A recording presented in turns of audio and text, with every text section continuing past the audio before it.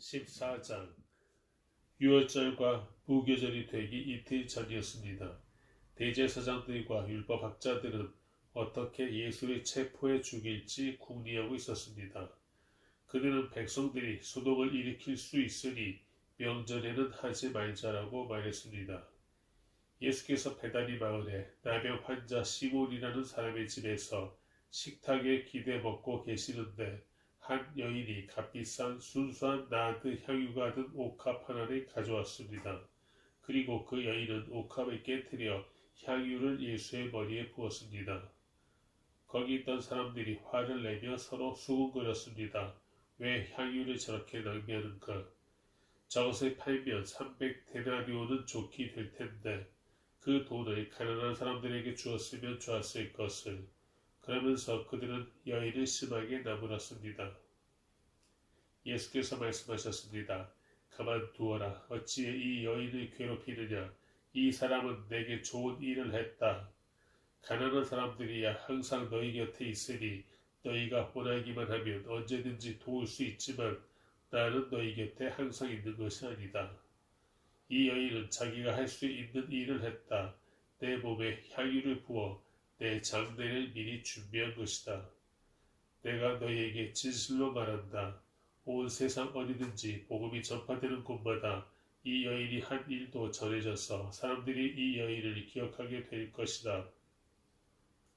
그때 12제자 가운데 하나인 가룟 유다가 예수를 배반해서 넘겨줄 심산으로 대제사장들에게 갔습니다. 그들은 유다의 말을 듣고 무척 기뻐하며 그에게 돈을 주기로 약속했습니다. 그래서 유다는 예수를 넘겨줄 기회를 엿보았습니다.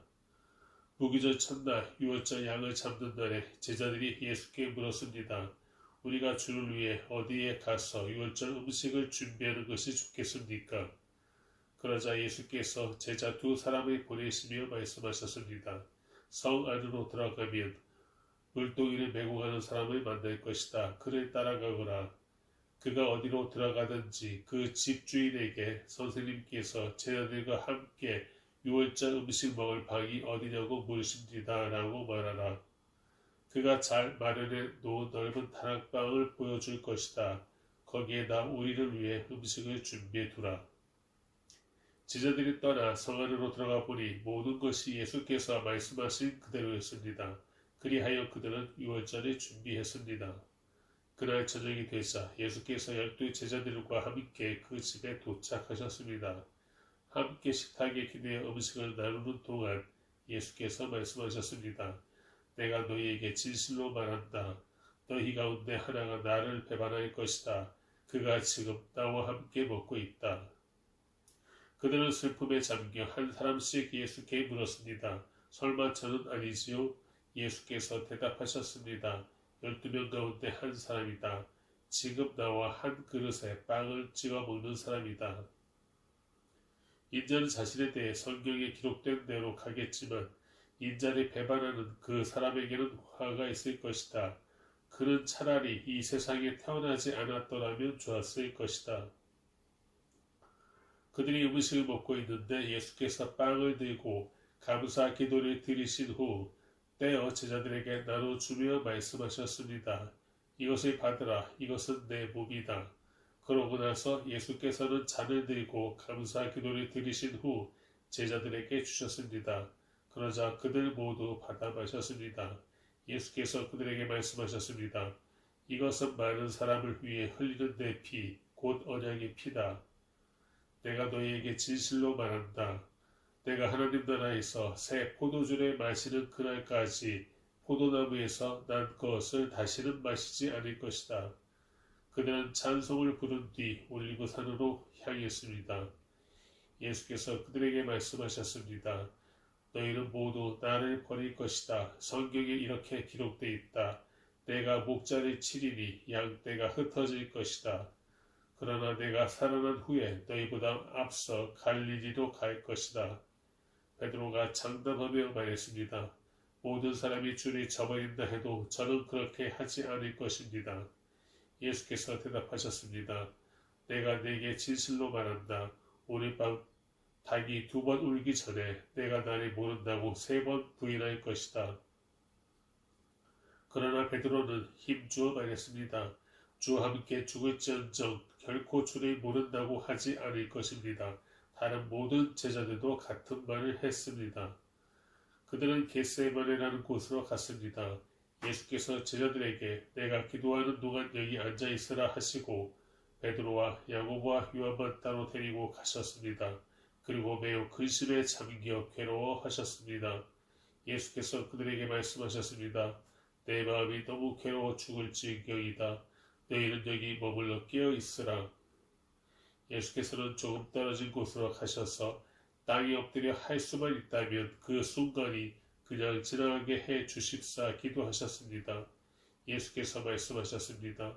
아버지여, 아버지께는 모든 일이 가능하시니 이 잔을 내게서 거두어 주십시오. 그러나 내 뜻대로 하지 마시고 아버지의 뜻대로 하십시오. 그러고 나서 제자들에게 돌아와 보시니 그들은 자고 있었습니다. 예수께서 베드로에게 말씀하셨습니다. 시몬아, 자고 있느냐? 내가 1시간도 깨어있지 못하겠느냐? 시험에 들지 않도록 깨어서 기도하여라. 마음은 간절한데 육신이 약하구나. 예수께서는 다시 한번 가셔서 똑같은 말씀으로 기도하셨습니다. 그러고는 다시 오셔서 보시니 그들은 또 잠이 들어 있었습니다. 제자들이 너무 졸려 눈을 뜰 수 없었던 것입니다. 그들은 예수께 무슨 말을 해야 좋을지 몰랐습니다. 예수께서 세 번째 그들에게 돌아오셔서 말씀하셨습니다. 아직도 졸며 쉬고 있느냐? 이제 됐다. 때가 왔구나. 보라, 인자가 배반당해 죄인들의 손에 넘겨지게 됐다. 일어나라, 가자. 저기 나를 배반할 자가 오고 있다. 예수께서 아직 말씀하고 계시는데 12제자 가운데 하나인 유다가 나타났습니다. 그 곁에는 칼과 몽둥이로 무장한 사람들이 함께 있었습니다. 그들은 대제사장들과 율법학자들과 장로들이 보낸 사람들이었습니다. 예수를 넘겨주는 사람이 그들과 신혼을 미리 정했습니다. 내가 입을 맞추는 바로 그 사람이니 그를 붙잡아 단단히 끌고 가시오. 유다는 예수께 곧바로 다가가 선생님하고 입을 맞추었습니다.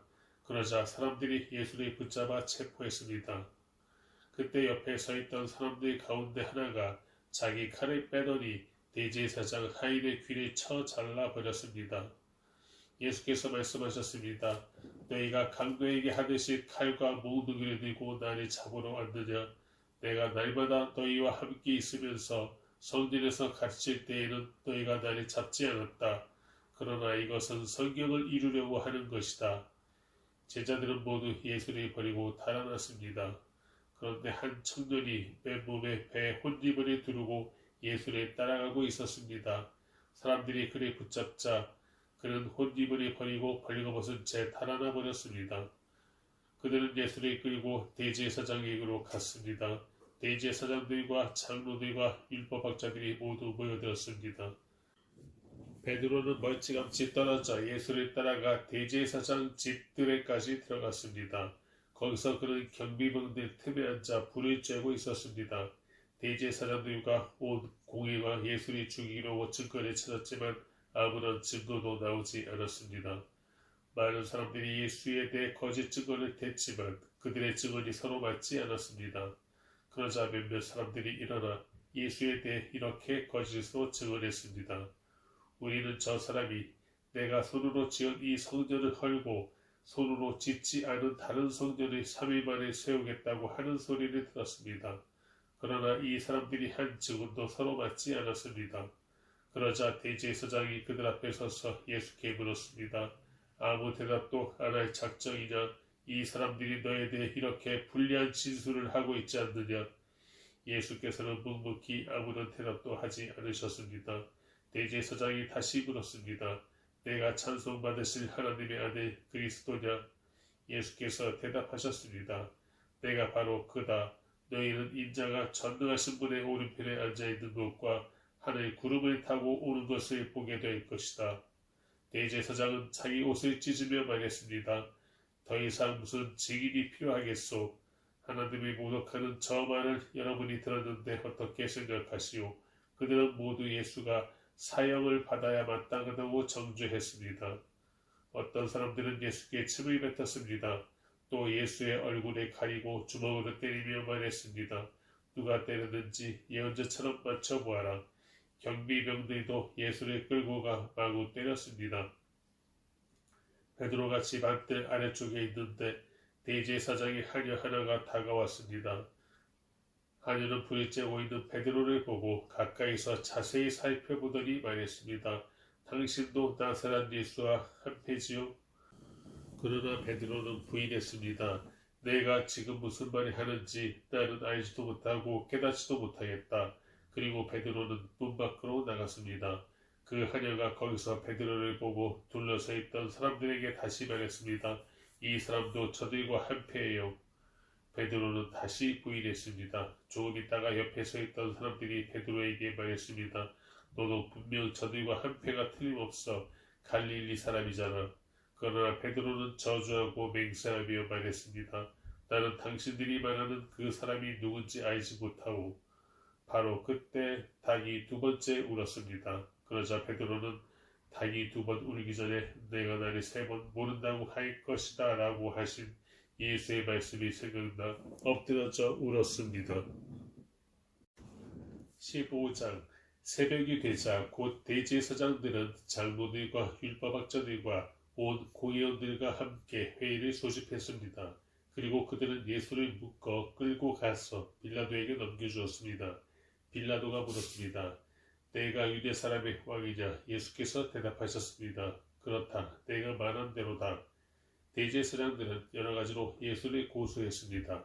그러자 빌라도가 다시 예수께 물었습니다. 저 사람들이 너를 여러 가지로 고소하고 있는데 대답할 말이 없느냐? 그러나 예수께서는 더 이상 아무 대답을 하지 않으셨습니다. 그래서 빌라도는 이상히 여겼습니다. 명절이 되면 백성들이 요구하는 죄수 하나를 풀어주는 관례가 있었습니다. 그런데 폭동 때 살인한 죄로 감옥에 갇힌 반란자들 가운데 바라바라는 사람이 있었습니다. 군중들은 빌라도에게 관례대로 죄수 하나를 석방해 달라고 요구했습니다.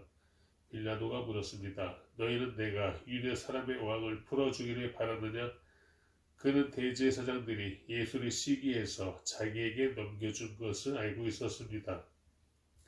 그러자 대제사장들은 군중들이 선동해 오히려 바라바를 대신 풀어줄 것을 요구했습니다. 빌라도가 그들에게 물었습니다. 그렇다면 이 유대 사람의 왕이라는 사람을 내가 어떻게 하면 좋겠느냐? 사람들이 소리 질렀습니다. 십자가에 못 박으시오. 빌라도가 물었습니다. 도대체 그가 무슨 죄를 지었다고 그러느냐? 그러나 그들은 더 큰 소리로 외쳤습니다. 십자가에 못 박으시오. 그래서 빌라도는 군중들의 비위를 맞추려고 바라바를 풀어주었습니다. 빌라도는 예수를 채찍질한 다음 십자가에 못 박도록 넘겨주었습니다. 군인들은 예수를 총독 관저 안에 있는 뜰 안으로 끌고 갔습니다. 그리고 그들은 온 부대를 집합시켰습니다. 그들은 예수에게 자주색 옷을 입히고 가시관을 엮어 그 머리에 씌웠습니다. 그러고는 예수께 유대 사람의 왕 만세라고 인사하기 시작했습니다. 그들은 갈대로 예수의 머리를 계속 때리고 예수께 침을 뱉고 무릎 꿇고 절을 했습니다. 예수를 이렇게 조롱한 후에 자주색 옷을 벗기고 예수의 옷을 도로 입혔습니다. 그러고는 십자가에 못 박으려고 예수를 끌고 나갔습니다. 어떤 사람이 시골에서 오는 길에 그 옷을 지나고 있었습니다. 그는 알렉산더와 루포의 아버지인 구레네 사람 시몬이었습니다. 그들은 시몬에게 예수께서 지고 있던 십자가를 강제로 지고 가게 했습니다. 군인들은 예수를 골고다라는 곳까지 끌고 갔습니다. 그들은 몰량을 탄 포도주를 예수께 주었습니다. 그러나 예수께서는 받아 마시지 않으셨습니다. 마침내 군인들은 예수를 십자가에 못 박고 예수의 옷을 나누고 누가 어떤 것을 가질지 제비를 뽑았습니다. 군인들이 예수를 십자가에 못 박은 것은 아침 9시쯤이었습니다. 예수의 죄패에는 유대 사람의 왕이라고 적혀 있었습니다. 그들은 예수와 함께 두 명의 강도를 하나는 그분의 오른쪽에 하나는 그분의 왼쪽에 매달았습니다. 지나가던 사람들이 고개를 흔들며 욕설을 퍼부었습니다. 아하, 성전을 헐고 3일 만에 찢겼다던 사람아, 십자가에서 내려와 내 자신이나 구원해 보아라. 대제사장들도 율법학자들과 함께 예수를 조롱하며 자기들끼리 말했습니다. 남을 구원한다더니 정작 자기 자신을 구원하지 못하는군.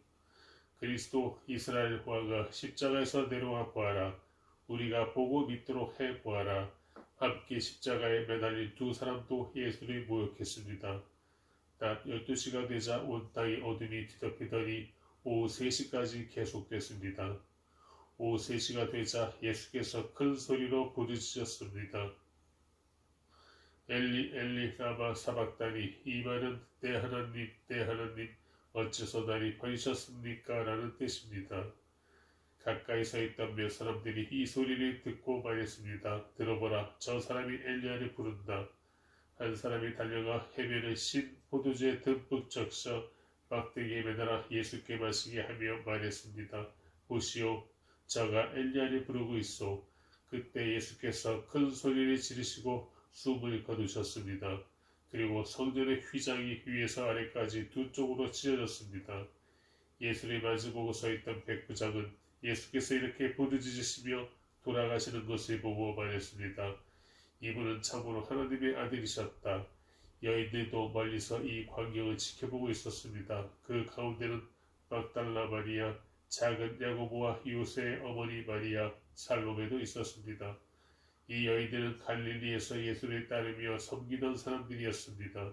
그 외에도 예수를 따라 예루살렘에 온 다른 여인들도 많았습니다. 이미 날이 저물었는데 그날은 예비일 곧 안식의 바로 전날이었습니다. 아리마대 사람 요셉이 용감하게 빌라도에게 가서 예수의 시신을 내어달라고 요청했습니다. 그는 존경받는 유대 공회원으로 그 자신도 하나님 나라를 기다리는 사람이었습니다. 빌라도는 예수가 벌써 죽었는지 의아하게 생각했습니다. 그래서 백부장을 불러 예수가 벌써 죽었는지 알아보았습니다. 백부장으로부터 죽은 사실을 확인하자 빌라도는 요셉에게 시신을 내주었습니다. 요셉은 고운 모시천을 사 가지고 와서 예수의 시신을 내려다가 모시로 싸고는 바위를 파서 만든 무덤에 시신을 모셨습니다. 그리고 무덤 입구에 돌을 굴려 막아 놓았습니다.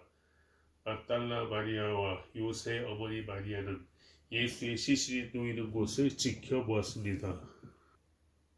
16장. 안식일이 지난 뒤 막달라 마리아와 야고보의 어머니 마리아와 살로메는 예수의 시신에 바르려고 향품을 사두었습니다. 그 주가 시작되는 첫날 이른 아침, 해가 막 돋을 때 여인들은 무덤으로 가고 있었습니다. 그들이 서로 말했습니다. 무덤 입구에 있는 돌덩이를 누가 굴려줄까? 그런데 여인들이 눈을 들어보니 돌덩이가 이미 옮겨져 있었습니다. 여인들이 무덤에 들어가 보니 흰옷 입은 한 청년이 오른쪽에 앉아 있었습니다.